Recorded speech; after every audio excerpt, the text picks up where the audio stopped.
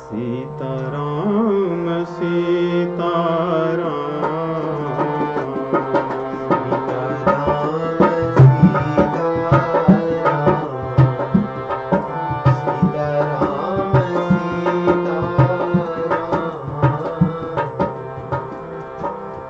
हनुमान जी लंका के कूट पर खड़े होकर विचार करते हैं और सोचते हैं कि यहाँ पर प्रवेश कैसे करें। सभी ओर से सुरक्षित जो लंका थी, इसमें मच्छर को भी जाने के लिए आज्ञा की आवश्यकता थी, वीजा लेना पड़ता था। तो हनुमान जी सोचे कि अति लघु रूप धरऊं निशि नगर करऊं पैसार। रात्रि के समय छोटा सा रूप धारण करके ही इस नगर में प्रवेश किया जा सकता है, क्योंकि रात्रि का जो समय है इन असुरों के लिए एक प्रकार से दिन का समय है, क्योंकि इनका भोग विलास और रात्रि का जीवन ही इनका वास्तविक जीवन है। तो हनुमान जी सोचे जब ये लोग अपने अपने भोग विलास में रत होंगे, उस समय सुरक्षा थोड़ी ढीली हो जाएगी और मैं छोटा सा रूप धारण करके प्रवेश करूंगा। इसलिए मशक समान रूप कपि धरी लंक ही चले सुमिर नर हरि। नाम लंकिनी एक निशिचरी सो कह चले सी मोहि निंदरी। हनुमान जी एक छोटे से मच्छर के समान बंदर का रूप धारण करके प्रवेश किए। मच्छर नहीं बने, परंतु सोचिए यदि हम कल्पना करें कि कितना छोटा सा मच्छर के समान अगर बंदर होगा, कैसा लगता होगा। पता कैसे चलेगा कि ये बंदर है या मच्छर है। और लंका में प्रवेश करते हैं सुमिर नरहरि। नरहरि एक तो हमारे नरसिंह देव भगवान है, जिनका 3 दिन पहले ही अवतरण दिवस था, प्राकट्य दिवस था। दूसरा यहाँ पे नरहरि राम और लक्ष्मण दोनों जन के लिए नरहरि ही। यदि उसका द्वितीय रूप पकड़े तो राम और लक्ष्मण दोनों जन को स्मरण करके लंका में प्रवेश करते हैं। और वहीं पर लंकिनी बैठी थी। ये लंकिनी एक प्रकार से मुख्य द्वार पे या लंका में प्रवेश करने वाले सभी लोगों की, ये पोर्ट ऑफ एंट्री जिसको कहते हैं, ये उसी पे बैठती थी और सभी को देखती थी, भाई आपको जाने की आज्ञा है या नहीं। इसने तुरंत हनुमान जी को रोक लिया। ए बंदर, रुक जाओ, कहां जा रहे हो? मुझसे बिना पूछे मेरा अपमान करके तुम इस लंका में प्रवेश नहीं कर सकते। लंकिनी वास्तव में लंका की ही ये स्थान देवी कह सकते हैं, अधिष्ठात्री देवी है।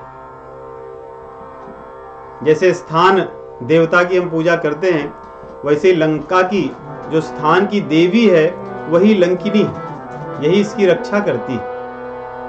और जब से लंका की सृष्टि हुई थी तब से ये भी वहां पर विराजमान थी। ब्रह्मा जी ने ही इसको वहां पर स्थापित किया था जब इस नगर की रचना हुई थी।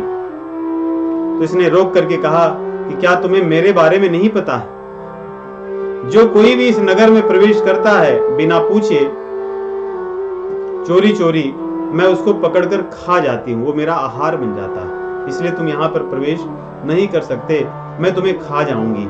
ऐसा जब उसने कहा, हनुमान जी ने एक मुठिका उसके मुखमंडल पर, नासिका पर मारी और उसके मुख से रक्त बहने लगा। जब रक्त बहने लगा तब उसको तुरंत एक बात की स्मृति हो गई। जब ब्रह्मा जी और भगवान शिव जी सब लोग आए थे,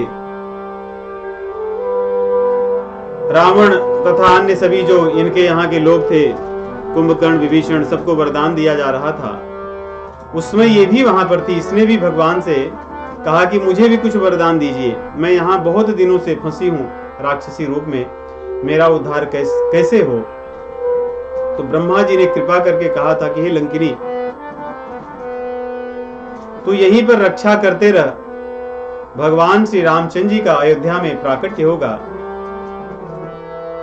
और विवाह के पश्चात पिताजी की आज्ञा से जब वे वन में वन लीला करेंगे, उस समय रावण जानकी जी का अपहरण करेगा और उनकी ही शोध करने में यहाँ पर एक बंदर आएगा।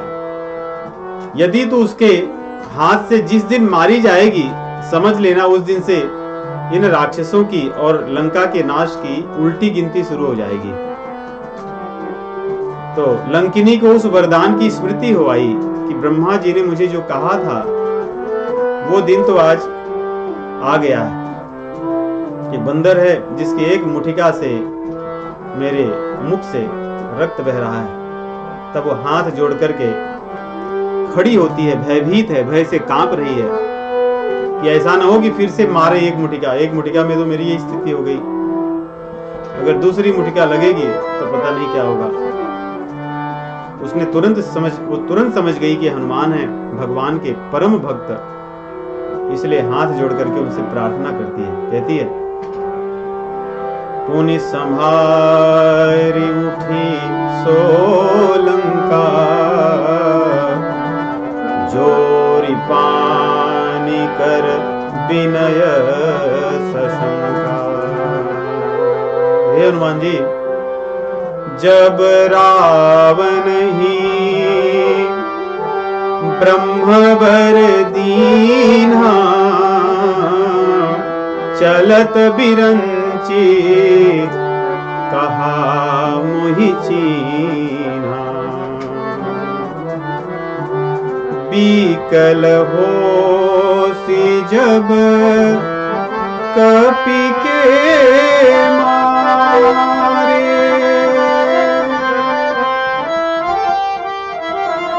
तब जाने सो निश्चर संहारे।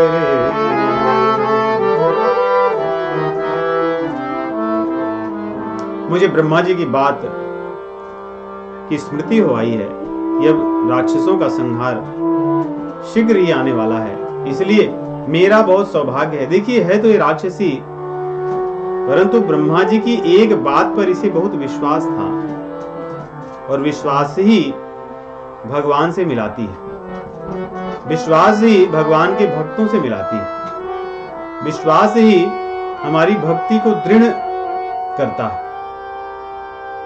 ब्रह्मा जी की इस बात को स्मरण करके इसने लंका में जो राज रच रही थी, जिसके कहते हैं अधिष्ठात्री देवी है ये, इसके अधीन एक प्रकार से सारी सुरक्षा व्यवस्था है, परंतु इसने मन में तुरंत सबको छोड़ दिया और हनुमान जी से कहती है, तात मोर अति पुण्य बहुता, नीति विरोध देखे नयन, राम कर दूता। तात स्वर्ग अपवर्ग सुख, धरिय तुलाय कयंग, तूलनता ही सकल मिली, जो सुख लव सतसंग।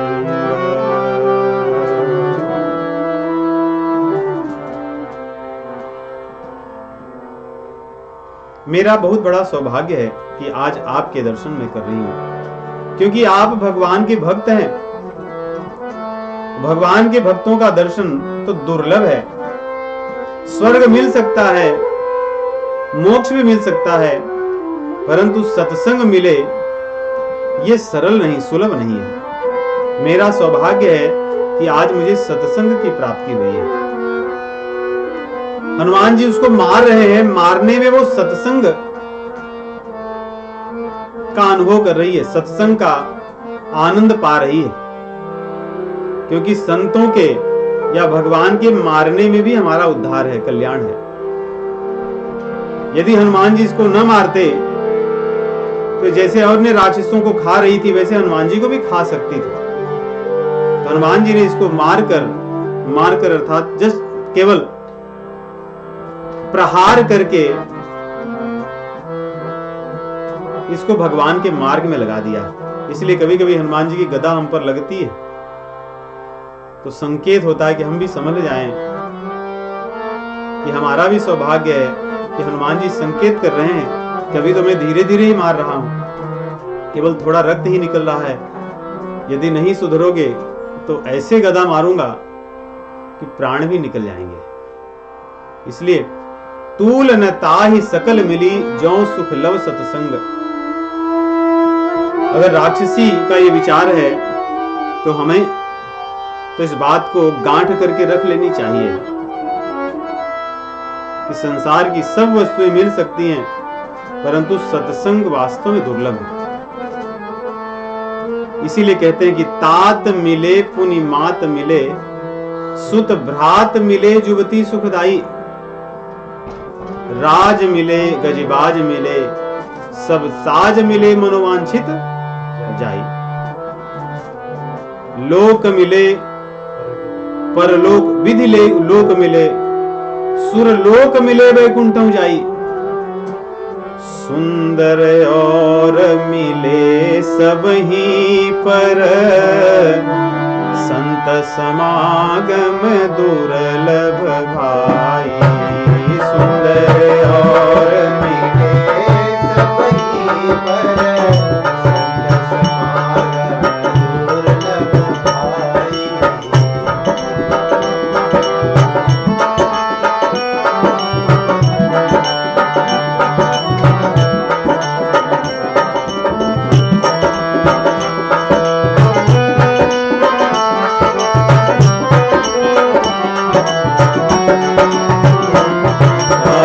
सतसंगति दुर्लभ संसारा, सतसंगति दुर्लभ संसारा, सतसंगति दुर्लभ संसारा, दुर्लभ संसारा, दुर्लभ संसारा।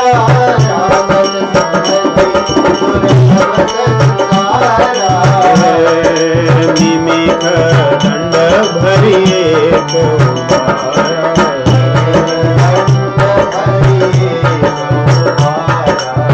निमिख दंड भरिए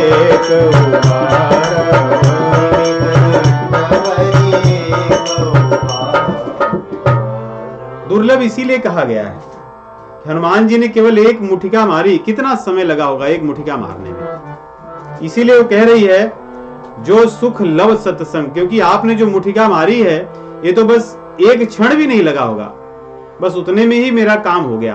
अब तक तो मैं स्वर्ग के सभी सुख यहां पर भोग ही रही हूं,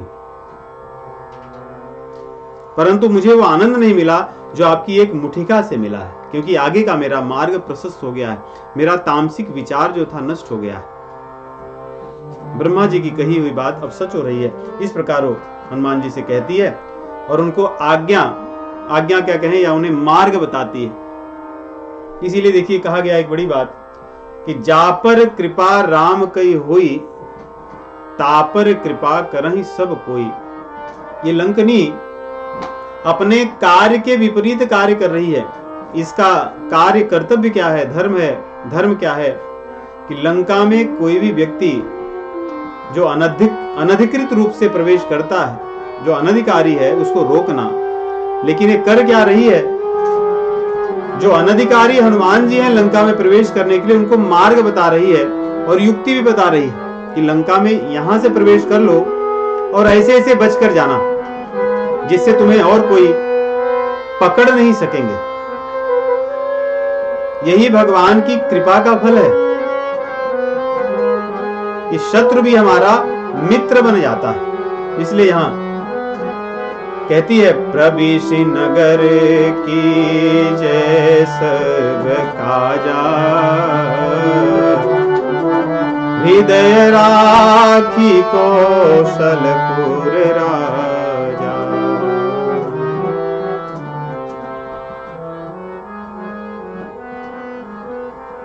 भगवान को स्मरण करते हुए, अपने हृदय में उनको धारण करते हुए इसलिए कह रही है हृदय राखी कौशलपुर राजा, क्योंकि आप प्रवेश तो करोगे, यहां पर आपको ऐसे ऐसे दृश्य दिखेंगे कि आप उनसे व्याकुल हो जाओगे, बेचैन हो जाओगे, आपको बहुत क्षोभ होगा।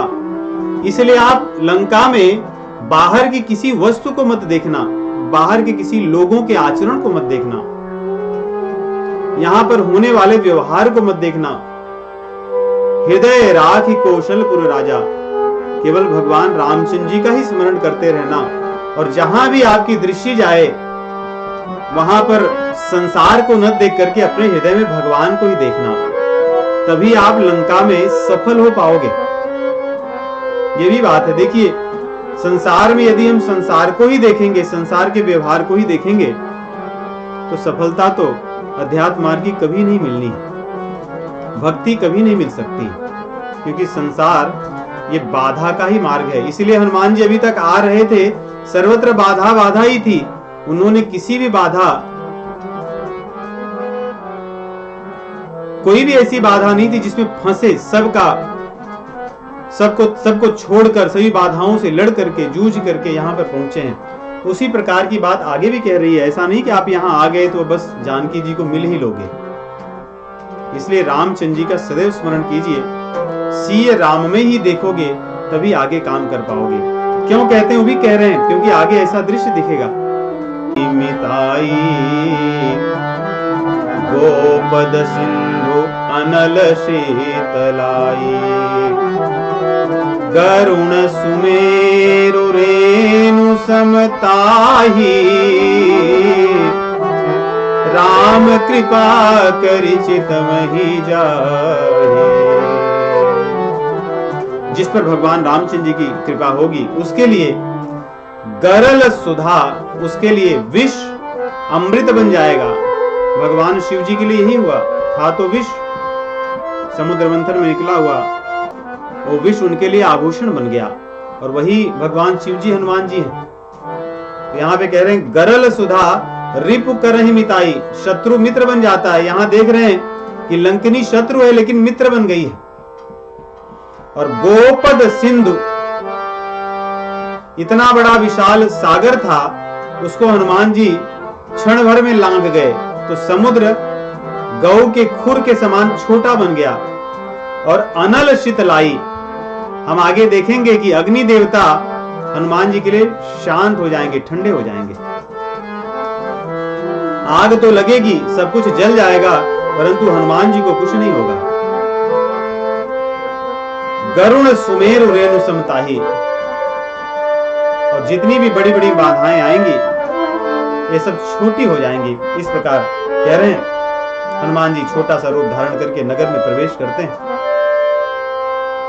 और जो देख रहे हैं उसको हनुमान जी बड़े संक्षेप में वर्णन करते हैं। गोस्वामी तुलसीदास जी संक्षेप में वर्णन करते हैं।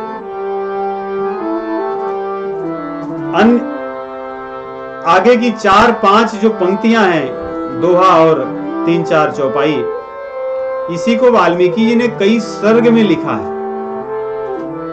सर्ग अर्थात अध्याय,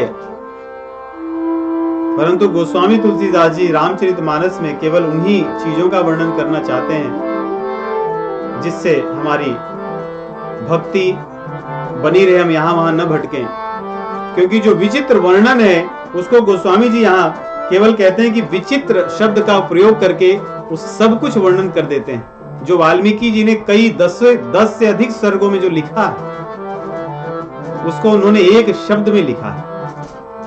मंदिर मंदिर प्रति करी शोभा, देखे जन तहाँ मंदिर मंदिर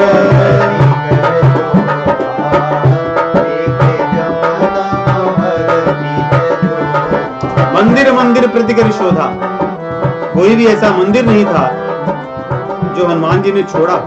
लंका में बहुत मंदिर थे, हर राक्षस के घर में एक एक मंदिर था। सभी भगवान शिव जी के और देवी के उपासक थे, परंतु इस उपासना से वे संसार की वस्तु को ही पाना चाहते थे। भगवान शिव जी से बड़े बड़े यज्ञ करते थे, केवल शक्ति को अर्जित करके भोग के लिए। हनुमान जी को पता था कि रावण यदि जानकी जी को लाएगा तो किसी महल में अपने नहीं रखेगा, मंदिर में ही रखेगा। क्योंकि रावण जब विश्व विजय के लिए निकला था तो कई स्थानों पर उसने दुराचार किए थे, व्यभिचार किए थे, बलात्कार किए थे, इसलिए उसे शाप मिला था, यदि तू अब के बाद, जब यक्ष की सभी स्त्रियों को पकड़कर लाया था उस समय उसको शाप मिला था, यदि तू अब से किसी स्त्री को बलपूर्वक उसके इच्छा के विरुद्ध आचरण करेगा तो तू जलकर भस्म हो जाएगा, नष्ट हो जाएगा। इसलिए हनुमान जी जानते थे कि रावण लाया तो है जानकी जी को, परंतु उन्हें महल में न रख करके कहीं न कहीं मंदिर में ही रखेगा, उनकी इच्छा के विपरीत नहीं करेगा कोई कार्य। इसलिए हनुमान जी मंदिर में ही जाते हैं और उन्हें पता था कि ये राक्षस जो हैं इनके महलों में जाकर कोई ढंग की चीज देखने को नहीं मिलेगी, इसलिए वे मंदिर मंदिर ही गए। या ऐसा भी सोच सकते हैं बड़े बड़े महलों को भी मंदिर कहा जाता है। तो इन मंदिर मंदिर का अर्थ जिस भाव से भी लें सब में रस है। मंदिर मंदिर प्रति करी शोधा, मंदिर प्रति करी शोधा, मंदिर मंदिर मंदिर मंदिर प्रति करी शोधा। हर मंदिर का अपना अलग वैभव है, वहां पे कैसी कैसी वस्तुएं रखी, कैसे कैसे पलंग हैं, शयन कक्षाएं हैं, कैसे वस्त्र हैं, वहां पे लोग किस प्रकार रहते हैं, क्या खा रहे हैं, कैसी दुर्गंध है और क्या पी रहे हैं, मदिरा इत्यादि सबका वर्णन वाल्मीकि जी लिखते हैं। जैसे आजकल पब इत्यादि में बड़ी बड़ी पार्टियां होती हैं, रावण के नगर में प्रत्येक महल में ही होता था, सबके महल में बड़े बड़े पब थे और वहां पर कैसी सजावट थी, कैसे दीपक थे, मदिरा इत्यादि परोसने वाली पिलाने वाली जो स्त्रियां थी, जो लोग थे, उन सब का वर्णन, पीकर कैसे लोग वहीं पड़े रहते थे। उसको देखकर कोई सामान्य व्यक्ति, सात्विक व्यक्ति अपने पूरे पुण्यों का क्षय कर दे, क्षय हो जाए, ऐसा एक एक मंदिर था। इसलिए गोस्वामी जी लिखते हैं हनुमान जी रामचंद्र जी के कार्य के लिए विवश होकर के ये करते हैं। मंदिर मंदिर प्रति करी शोधा, मंदिर मंदिर देखे जहाँ तहाँ अगणित योधा। अगणित योद्धा थे, ये योद्धा कई प्रकार के थे, अर्थात योद्धा कई तो इसलिए थे कि शराब पीकर अगर लोग लड़ने लगे तो उनको सही स्थान पर बैठाने के लिए, उनको लड़ने न देने के लिए, सुरक्षा के लिए, और कई इसलिए थे कि शराब पीकर ही वहां लड़ने लगते थे कि हम तुमसे कम नहीं, अपनी शक्ति का प्रदर्शन करते थे। इस प्रकार के वर्णन अन्य रामायणों में, क्योंकि ये भोग विलास की नगरी थी, यहाँ यही काम था। मंदिर मंदिर प्रति करी शोधा, देखे जहाँ तहाँ अगणित योद्धा। इस प्रकार हनुमान जी कहते हैं, कई अटारियों पर जाते हैं, दूर ही दूर से देखते हैं सब कुछ, अलग रूप धारण करके, छोटे बड़े अलग अलग पशुओं के मांस इत्यादि को देखते हैं, कैसे लोग खाते हैं इन महलों में। जब ये सब देख लिए, कहीं उन्हें लगा नहीं कि यहाँ जानकी जी होंगी।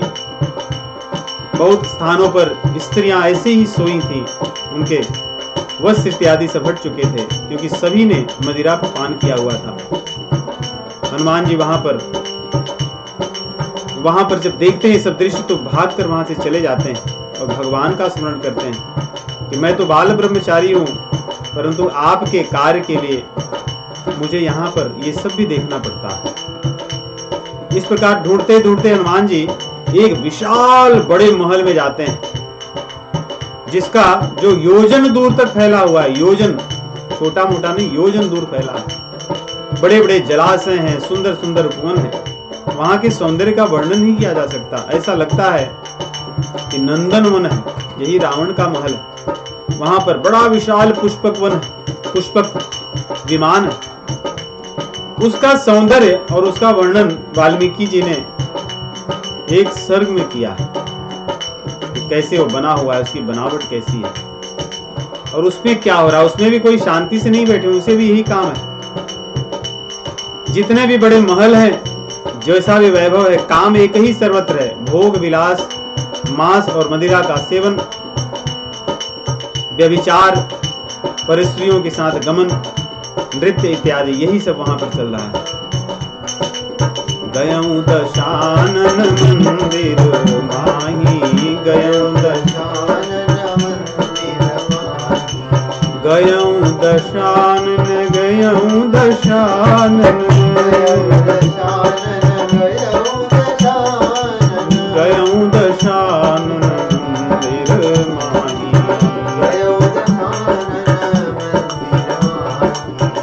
दशानन का मंदिर, यहाँ पर भी दोनों अर्थ बहुत अच्छे हैं, सुंदर।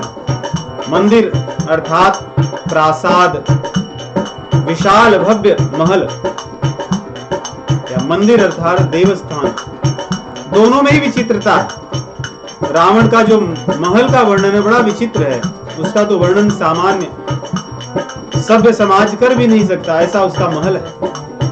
कैसे वो सोया है, कैसे मदिरा इत्यादि के बर्तन यहाँ वहां गिरे हुए हैं, कहीं मदिरा के पूरे मदिरा छलक करके फर्श पर, जिसको गच कहते हैं, लादी टाइल्स, उस पर फैली हुई है।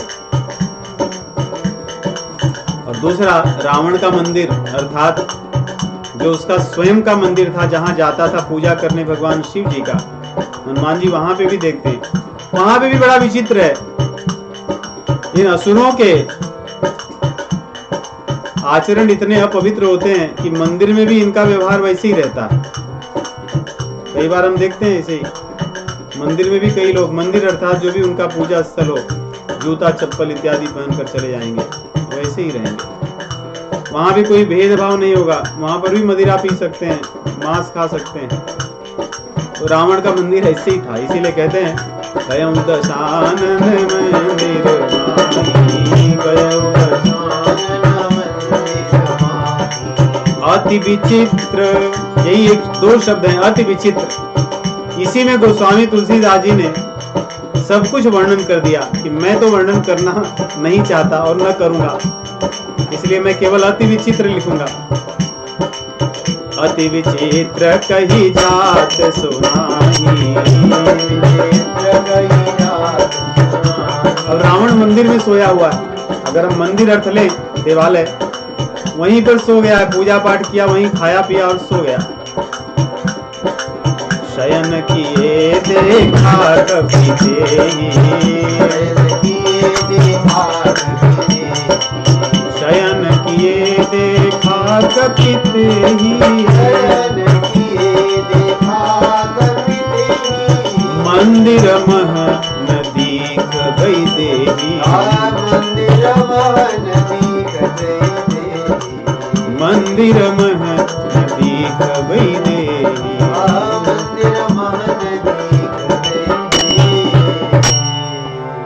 मंदिर मन दीख वैदेही, क्या शब्द है इनके। कह रहे मंदिर में ही तो वैदेही रहेंगी, भक्ति रहेंगी, देवी रहेंगी, लेकिन मंदिर से भक्ति जी चली गई है। क्यों? क्योंकि रावण वहां मदिरा पीकर सोया है। जब रावण जैसे लोग मंदिर में सोएंगे, आचरण करेंगे, व्यवहार करेंगे, तो वहां मंदिर से भक्ति देवी अपना प्रस्थान ही कर लेंगी। तो रावण जैसे असुर, जहां पर प्रति घर में देवालय थे, परंतु भगवान वहां नहीं रहते थे। तो कई बार हम भी यदि अपनी शुचिता, अपनी पवित्रता की ओर ध्यान नहीं देंगे, तो अगर हम भी मंदिर रखें, हम भी मंदिर बनाएं, चाहे घर में या बाहर, तो आवश्यक नहीं है कि वहां भक्ति देवी, जानकी देवी रहें। मूर्ति हो सकती है, परंतु उस मूर्ति में साक्षात जानकी जी रहेंगी, वैदेही रहेंगी, ये हो सकता है कि संभव ना हो सकता हो कि ना हो। इसलिए अपने आचरण को हमें अवश्य सुधारना चाहिए। हमारे अपने घर के भी मंदिर हों, उनमें भी शुचिता, पवित्रता, नियम जो भी सरल हो उसको अवश्य पालन करना चाहिए। आसुरी भाव से नहीं रहना चाहिए। तो हनुमान जी सर्वत्र ढूंढ लिए, सभी मंदिरों में, महलों में, कहीं जानकी जी नहीं दिखी। इस प्रकार वो ढूंढ ही रहे थे कि उन्हें दूर से एक बड़ा सुंदर भवन दिखाई दिया। ऐसा सुंदर भवन जो हनुमान जी के मन और हृदय सबको आकृष्ट कर लिया अपनी ओर। एक वैष्णव का घर, रामायुध अंकित, धनुष बाण अंकित था वहां पर। तुलसी जी के वृंद थे, एक नहीं कई तुलसी जी के वृंद थे। और यहां पे कह रहे हैं अन्य जो मंदिर थे उससे मंदिर अलग था। इसका अर्थ अगर हम देखें तो अगर यहाँ पे मंदिर का अर्थ वास्तव में मंदिर है पूरी दोहे में अलग अलग स्थानों पर, क्योंकि यहाँ पे कह रहे हैं भवन एक, विभीषण जी के घर को भवन कह रहे हैं। भवन एक पुनि दीख सुहावा, भवन एक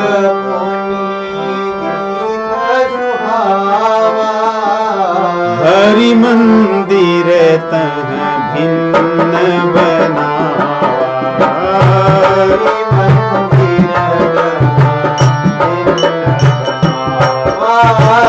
हरि मंदिर तह भिन्न बनावा, हरि मंदिर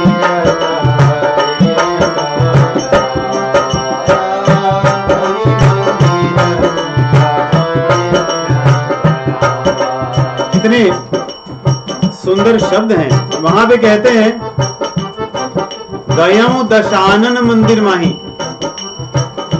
जो रावण के यहाँ जो मंदिर था वो कहते हैं वो रावण का मंदिर। गयम दशानन मंदिर, वो भगवान का मंदिर नहीं है, वो रावण का मंदिर है।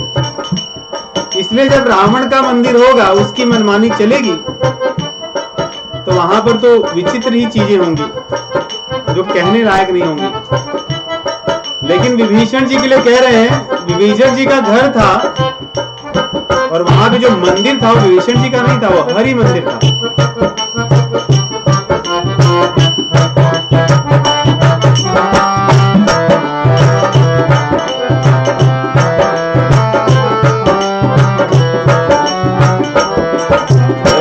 भवन एक पुनि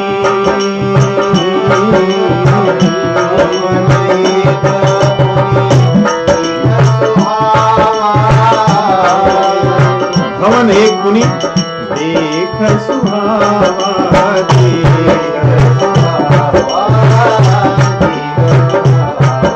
और वहां पर बाहर हरि मंदिर तह भिन्न,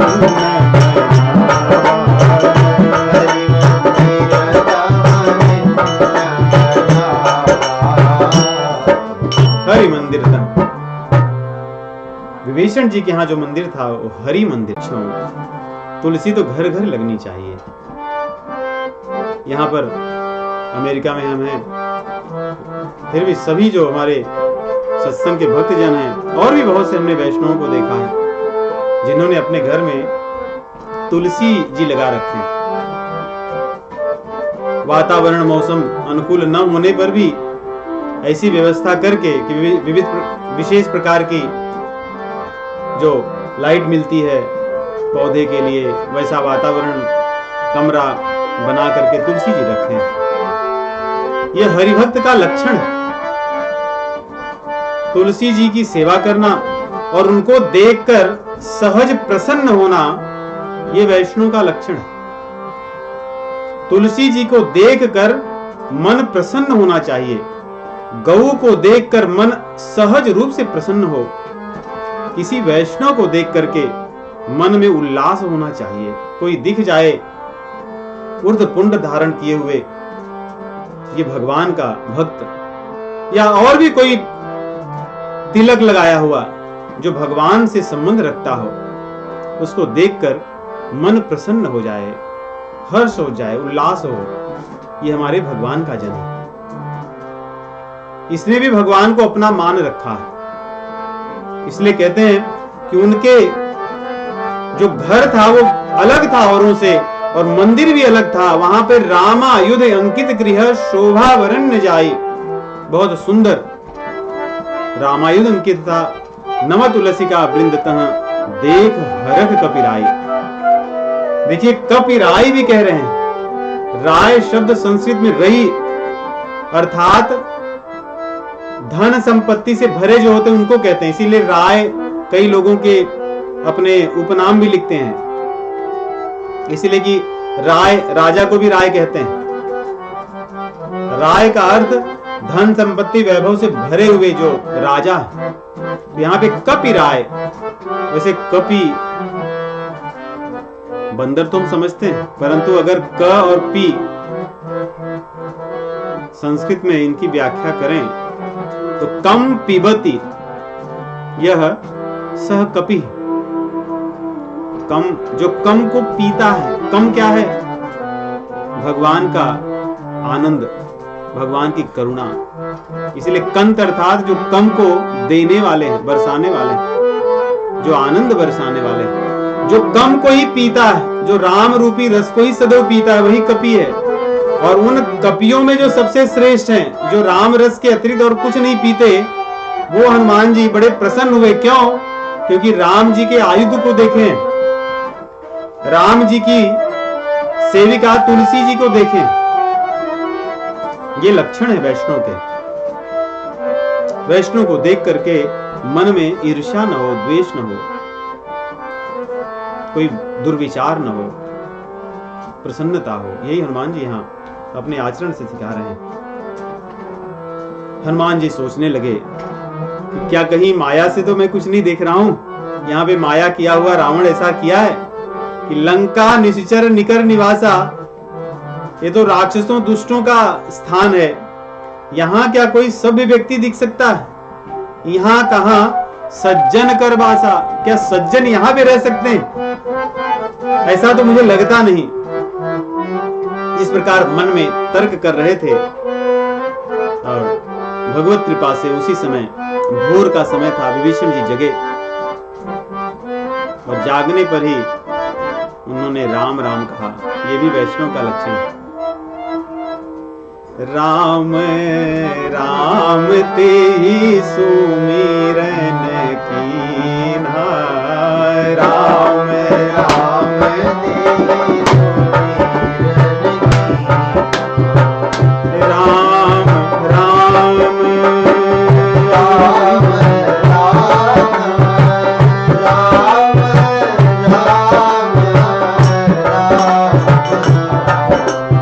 राम राम राम तेहि सुमिरन कीन्हा, राम राम तेहि सुमिरन कीन्हा। हृदय हरख, जब राम राम ऐसा उठते ही विभीषण जी ने किया, हनुमान जी बड़े प्रसन्न हुए। कोई भी हो सकता है, माया वाला ही कोई क्यों न हो, लेकिन राम राम तो कहा है। इसको सुनकर हनुमान जी बड़े प्रसन्न हुए। हृदय हरख कपि सजन दीन्हा,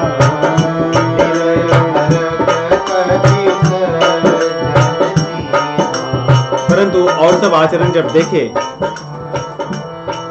कि उठ करके भोर में जो राम राम कर रहे हैं, भगवान का ध्यान कर रहे हैं, तो सज्जन ही होंगे। इसलिए हनुमान जी प्रसन्न हुए। देखिए ये भी सज्जन की एक पहचान है। कई बार ऐसे राम राम कहो, व्यक्ति कहता है हेलो। हमारा तो अनुभव बहुत,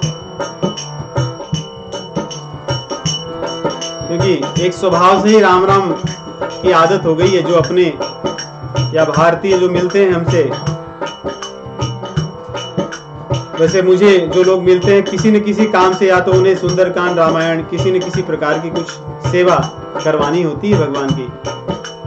तो हमें तो आश्चर्य तब होता है जब हम किसी के यहाँ सुंदरकांड करते हैं, कीर्तन करते हैं, परंतु वहां के लोग राम राम तक नहीं कहते, परंतु किसी न किसी कारण से सुंदरकांड करवाते हैं। राम राम लेकिन नहीं कहते। हे राम राम ते ही सुमिरन कीन्हा, राम राम ते ही सुमिरन कीन्हा। सज्जन की पहचान है हृदय हरख कपि सज्जन कीन्हा, हृदय हरख कपि सज्जन कीन्हा। फिर उन्होंने क्या किया, सज्जन जब पता चल जाए, सज्जनों से संबंध बनाना चाहिए, सज्जनों से मेल मिलाप रखना चाहिए, सज्जनों से दूर नहीं जाना चाहिए। इसी से हमारा भला होता है। हमें याद है कि 2007 या इसमें हम एक मित्र के यहाँ गए, हमें उनके पड़ोस में सत्संग हो रहा था, हम तो वैसे ही चले गए उनके यहाँ। हमने कहा अगर किसी के यहाँ भजन कीर्तन होता है तो ऐसे ही चले जाने में क्या हानि, क्या करेंगे। एहि सनक हठ करी हूँ पहिचानी,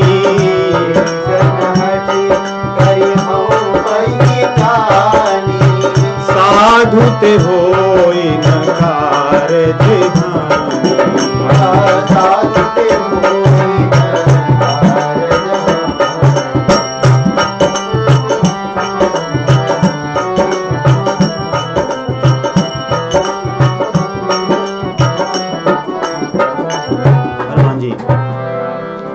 देखिए हनुमान जी को कब क्या कैसे रहना है ये सब इन्हें पता है, इसीलिए बुद्धिमानियों में सबसे श्रेष्ठ हैं।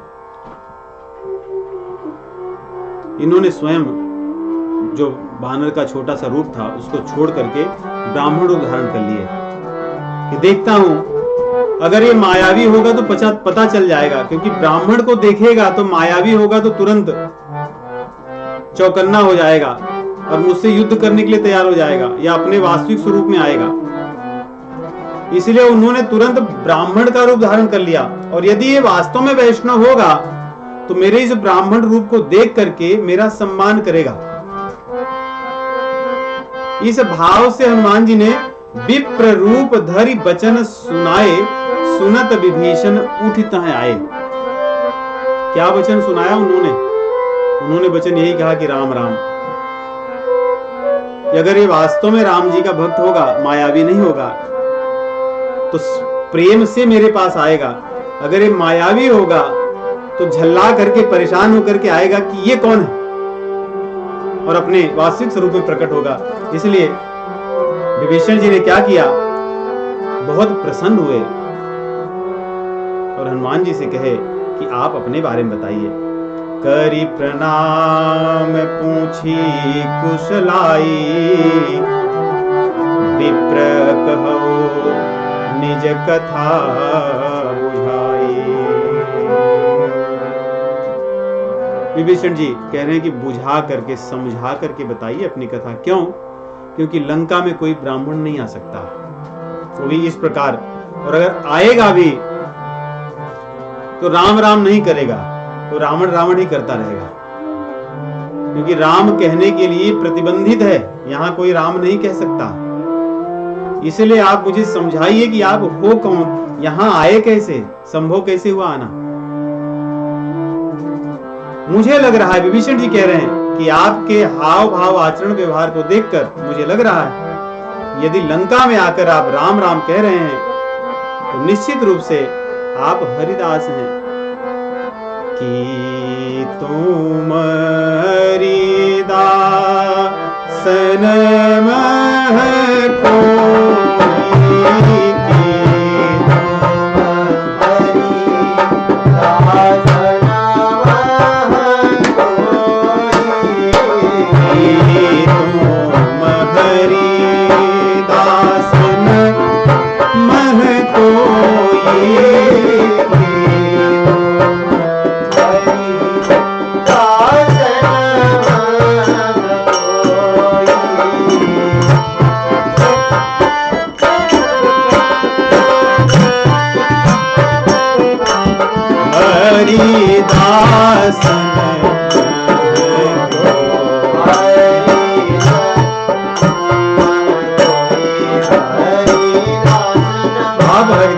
कोई एक है।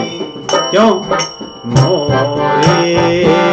हृदय प्रीति अति होई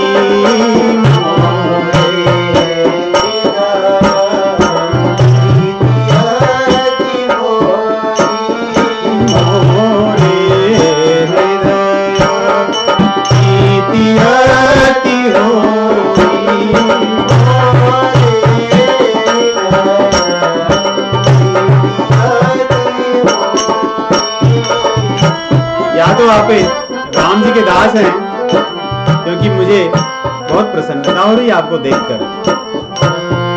यदि आप राम के दास न होते नहीं है, कुछ दिन में चली जाएंगे, लेकिन जिनको हम नहीं मानते वे प्रभु हमारे हैं, थे और आगे भी रहेंगे। यदि आप भगवान के दास नहीं हैं, तो क्या आप स्वयं रामचंद्र जी हैं जो मुझ पर करुणा करने के लिए आए हैं? की तुम राम दीन अनुरागी, की तुम राम दीन अनुरागी, की तुम राम दीन अनुरागी,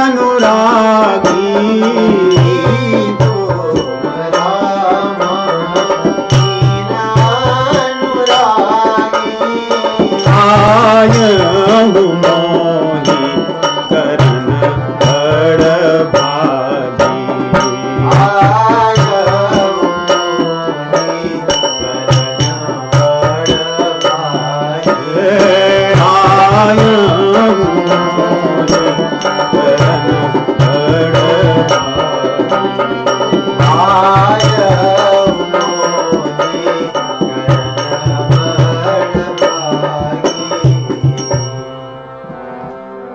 ये जो संवाद है यहाँ पर बड़ी भक्ति और नीति से भरा हुआ है, इसलिए हनुमान जी की भी देखेंगे आप और विभीषण जी की भी, और भक्त के मनोभाव को भी दर्शाता है कि कई बार भक्त को लगता है कि अरे मैं तो भगवान के अतिरिक्त कुछ नहीं चाहता, और कई बार उसका जो पग होता है पीछे हट जाता है कि चलो भगवान तो बाद में भी मिल जाएंगे, चीजें क्यों छोड़ें, जो सब कुछ बढ़िया चल ही रहा है। यहाँ पे अभी तो विभीषण जी बड़ी बड़ी बातें कह रहे हैं कि तुम राम दीन अनुरागी, आयम मोहि करन बड़ भागी। मैं भाग्यशाली तो हूं क्योंकि धन ऐश्वर्य सब मेरे पास है। रावण का मैं छोटा भाई हूं और रावण मुझे बहुत प्रेम भी करता है, इसलिए किसी चीज की कमी तो नहीं है। भाग्य तो बहुत है मेरा बड़ा, परंतु आप मुझे उससे भी अधिक भाग्यशाली बनाने के लिए आए हैं, मुझे भक्ति देने के लिए आए हैं, मेरी साधना से प्रसन्न होकर मुझे दर्शन देने के लिए आए हैं। ऐसा विभीषण जी का भाव है यहाँ पर। तो इन भावों को हम ध्यान में रखें कि विभीषण जी क्या कह रहे हैं, और अगली बार जब कथा आएगी तब देखेंगे कि भाव तो उनके हैं, ऐसी भक्ति के दृढ़ दिख रहे हैं, परंतु फिर भी मन आगे पीछे चलता है कि सच में छोड़ दें अभी या बाद में देखते हैं, बाद में देखते हैं, क्योंकि अभी तो सब आनंद में ही चल रहा है। चलिए, लेकिन जब इस प्रकार पूछते हैं हनुमान जी से कि अपनी कथा कहो, तो देखिए हनुमान जी अपनी कथा कहते हैं। उन्होंने कहा था विप्र कहव निज कथा बुझाई, अपनी कथा को मुझे बताइए। अब हनुमान जी अपनी कथा क्या बता रहे हैं?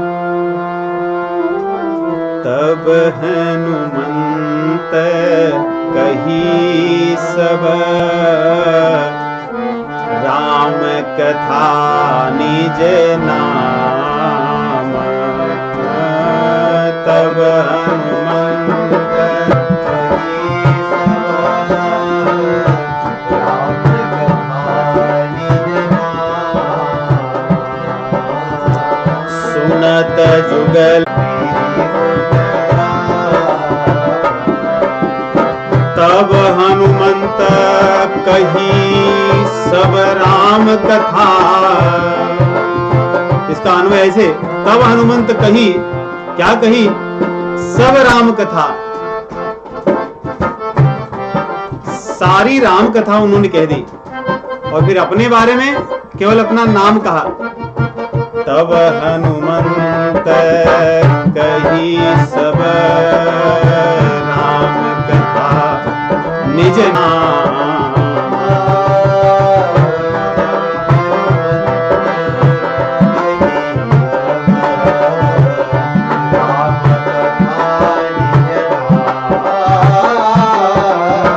सुनत जुगल सुनत जुगल तन पुलक मन मगन सुमिरी गुण सुनत जुगल तन पुलक मन मगन सुमिरी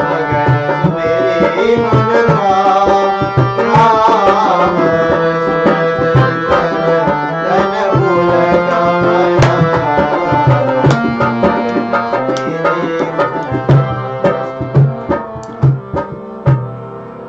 पूछे थे कि विप्र कहो निज कथा बुझाइए, कि आप अपनी कहानी कथा बताइए। और हनुमान जी अपनी कहानी नहीं बताए, उन्होंने कही सब राम कथा, राम जी की कथा कही। और अपनी कहानी क्या बताए कि मैं बंदर हनुमान जी हूं, मेरा बस इतना ही परिचय है, यही मेरी कहानी है। और हनुमान जी की कहानी वास्तव में बस इतनी ही है, उनका नाम ही पर्याप्त है, क्योंकि कहानी क्या है। दूसरा, इस भाव को ऐसे समझे कि जो भगवान की, देखिए यहाँ पे कह रहे हैं कि राम जी की पूरी कथा कहे। इस कथा को सुनकर दोनों जन को बहुत आनंद हुआ, पुलकित हो गए, मन उनका प्रेम से भर गया, दोनों जन का। लेकिन नाम हनुमान जी का हुआ। भगवान की जो कथा करते हैं तो नाम उनका केवल रहता है, उनकी कथा नहीं होती। जैसे हम ही कथा करते हैं, नहीं वो थंबनेल या जो पोस्टर बनाते हैं उसमें फोटो आ जाती है, नाम आ जाता है, लेकिन उसमें हमारी कथा नहीं रहती, उसमें भगवान की कथा होती है, केवल हमारा नाम छपता है। वैसे हनुमान जी कथा कर रहे हैं तो केवल हनुमान जी का नाम छपा है, केवल उनका नाम है बस। कथा तो रामचंद्र जी की है, और यही मर्यादा है। नाम भले हमारा हो जो कथा करते हैं, लेकिन कथा हमारी ना हो। कथा तो भगवान की ही हो, यही मर्यादा है। तो इस प्रकार दोनों की वार्तालाप चल रही है। दोनों के संवाद के आगे के जो प्रसंग हैं उनको हम आने वाली कथा में श्रवण करेंगे। हरि नाम संकीर्तन करते हैं। सीताराम सीताराम सीताराम सीताराम